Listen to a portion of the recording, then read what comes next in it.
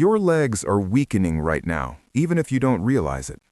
Every day you delay taking action, tiny strands of muscle are quietly disappearing. You don't feel it. You don't hear it. There is no warning sign, and that silence is what makes it so dangerous. By the time you notice, when standing up from a low chair feels harder than it used to, or when climbing a single flight of stairs leaves your thighs burning, the process has already been underway for years, sometimes for decades. This is senior wisdom, and I want to share a truth most people never hear until it's too late. I am 95 years old. For more than 70 years, I have studied how the human body gains strength and how it loses it. I've made every mistake imaginable. Worse, I taught some of those mistakes to others.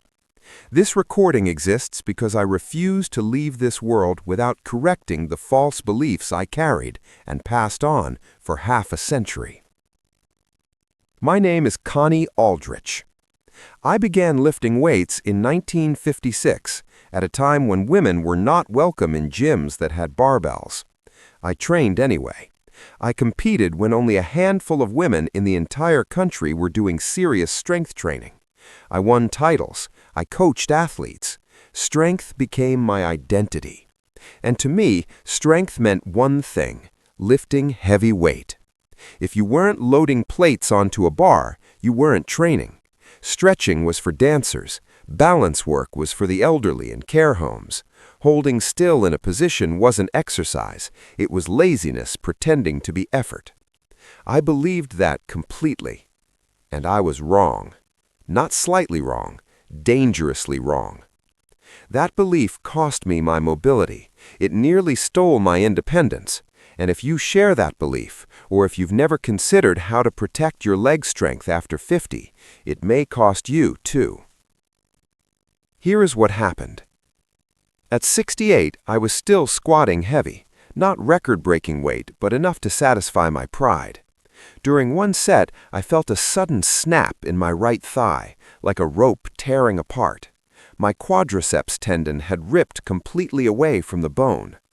The pain was unimaginable, but the fear was worse. The surgery that followed went badly. Mistakes were made. More operations followed. Infections set in. My right leg shrank, weakened, and stopped responding the way it once had. After months in hospitals and rehabilitation centers, the doctors were blunt. I would need a cane or a walker for the rest of my life. Lifting was over, but more importantly, independence was over.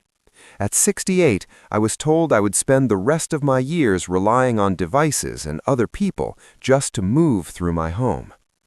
If you've never faced that reality, let me tell you what it feels like. Your entire life has been built around strength. You respect it, you chase it, you define yourself by it.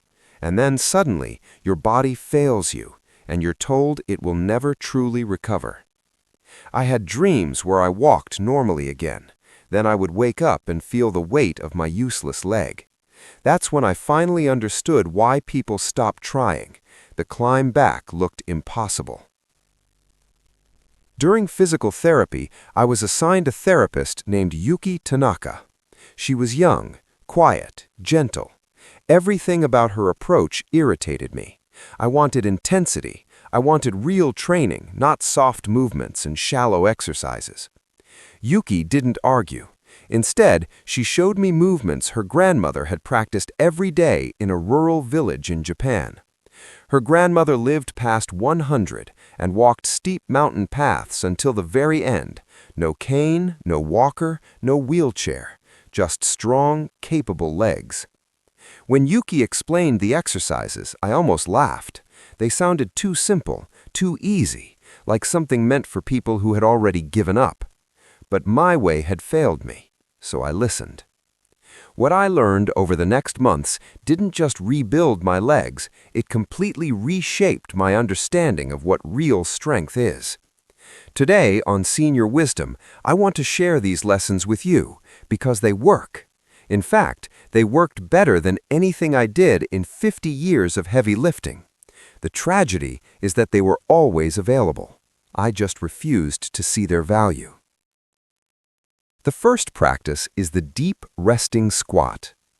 In many parts of the world, people don't collapse into chairs the way we do. They lower themselves into a full squat, heels flat, hips low, and rest there.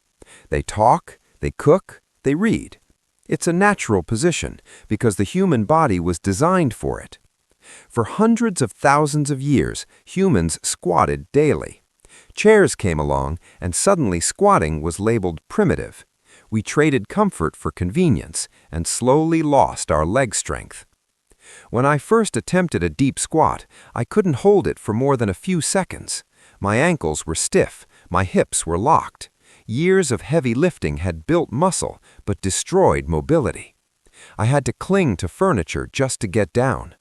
But I practiced every day. 20 seconds became 1 minute.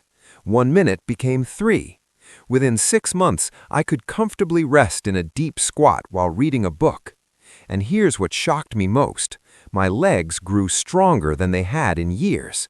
No weights, no machines, just gravity, time, and the body relearning what it was meant to do. If you're over 50 and cannot lower into a deep squat with your heels on the ground and remain there for 2 minutes, your legs are weaker than they should be. I don't care how much you leg press. I don't care how far you walk. This ability matters. Start today. Hold a door frame or sturdy chair if needed. Stay as long as you can. Repeat it several times a day. In a few months, your legs will feel like they belong to a different body. The second practice is standing on one leg. It sounds almost too simple, but try it right now. Lift one foot slightly off the floor. Don't grab anything. See how long you can stay steady. Most people over 50 can't last 30 seconds. Over 60, many struggle to reach 15. This matters because balance muscles are fall prevention muscles. They live in the ankles and hips, and most gym exercises never touch them. Every step you take is technically a single leg balance. When these muscles weaken, falls happen, and falls change lives. If you want to age with confidence, independence, and dignity, this is where it starts. This is senior wisdom, and your legs are worth protecting. When you climb stairs, the same principle applies.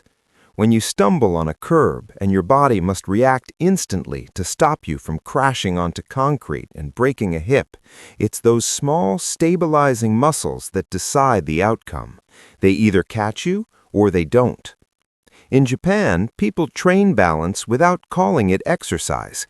They stand on one leg while brushing their teeth, while waiting for water to boil, while standing in line. They see it as daily maintenance, not a workout. After my injury, I couldn't balance on my right leg for even 2 seconds. Yuki had me practice every day, first with my hand pressed flat against a wall, then with just one fingertip, eventually with nothing at all. It took nearly a year before I could stand on that damaged leg for a full 60 seconds without support. But during that year, something remarkable happened. The constant fear of falling faded. I began to trust my body again. That trust is everything. I am 95 years old now, and every morning I still stand on one leg, 60 seconds per side, 2 minutes total. That simple habit may be the reason I still walk on my own today. This is the kind of truth we share on Senior Wisdom. The third practice is known as the horse stance. In Japanese martial traditions, it's called Kibadachi. Your feet are set wide, much wider than shoulder width. You bend your knees and lower yourself as if sitting on an invisible horse, and then you stay there. No movement, just holding. The first time Yuki demonstrated it, I watched her legs begin to shake almost immediately. She stayed in position for 2 full minutes, sweat forming on her brow, breathing heavy when she finally stood up. I dismissed it in my mind. No motion, no weights, no progression. I was wrong again. When I tried it, my thighs ignited within seconds. Not the dull burn of fatigue, but a deep, unfamiliar intensity. I lasted maybe 15 seconds. This is the power of isometric strength, holding a position without moving. It builds muscles differently. It strengthens tendons and ligaments. It retrains the nervous system. And for older adults, it does all of this without pounding the joints. No crashing weight, no sudden force, just gravity and time. I now hold the horse stance for 90 seconds every day. At 95, my thighs are stronger than they were at 65 when I was abusing them with barbells. If you are over 50 and want legs that will carry you for decades, learn this position. Start with 15 seconds, add 5 seconds each week. Keep your back straight. Don't let your knees shoot past your toes. You will feel strength being built without a single inch of movement. The fourth practice is something the Japanese call Sanpo, which means walking, but not in the way you imagine. This is walking at an almost absurdly slow pace, 4 or 5 times slower than normal. Each step is deliberate. Heel touches first, then the midfoot, then the toes gently push off. You breathe deeply. You feel every muscle involved. When Yuki explained this, I thought she was teasing me. I told her I needed strength, not pretend walking. She smiled and asked me to try it for just 3 minutes. By the end of those 3 minutes, my legs were trembling, not from exhaustion, but from control. Slow walking removes momentum. Your muscles must stay engaged the entire time. This builds something machines never can: body awareness, the ability to feel what your muscles are doing in real time. When you have this awareness, you move smarter, you react faster, you catch yourself before a misstep becomes a fall. Most falls happen because people are moving on autopilot. Sanpo retrains you to never be on autopilot again. I do this every morning in my hallway, 3 minutes, painfully slow. It looks ridiculous, but after nearly 3 decades, I can say it has done more for my balance than any leg press I ever performed. The fifth practice is heel raises. Stand with your feet about shoulder width apart. Slowly rise onto the balls of your feet, lifting your heels as high as possible. Pause, then lower back down slowly. I used to ignore this exercise completely. It looked too simple to matter. Here's what I didn't understand. Your calves are your second heart. Every contraction pushes blood upward, fighting gravity. When calf strength fades, blood pools in the lower legs. Ankles swell, legs feel heavy. Fatigue sets in. People sit more, and the more they sit, the weaker their calves become. It's a downward spiral that ends in chairs and then wheelchairs. In Japan, people do heel raises constantly, waiting for a train, cooking, talking on the phone, tiny efforts repeated daily. I do 2 sets of 20 every day. Slow up, 2-second hold, slow down. My ankles haven't swollen in 25 years. I can stand for an hour comfortably, and when I walk, I feel my calves drive me forward with every step. If you are over 50 and your calves are weak, begin today. Use a wall for balance. Rise up, hold, lower down. 20 reps twice a day. Within weeks, your legs will feel lighter, steadier, and more alive. Now, listen carefully. I am not telling you to throw away everything you know about exercise. I am telling you that what you know is incomplete. I spent half a century chasing heavy numbers. I was strong but fragile, powerful but not resilient. When something finally broke, everything collapsed. These 5 practices are not impressive. You won't show them off. There are no records to brag about. But they build something deeper. Legs that last, balance that saves you, strength that works when it actually matters.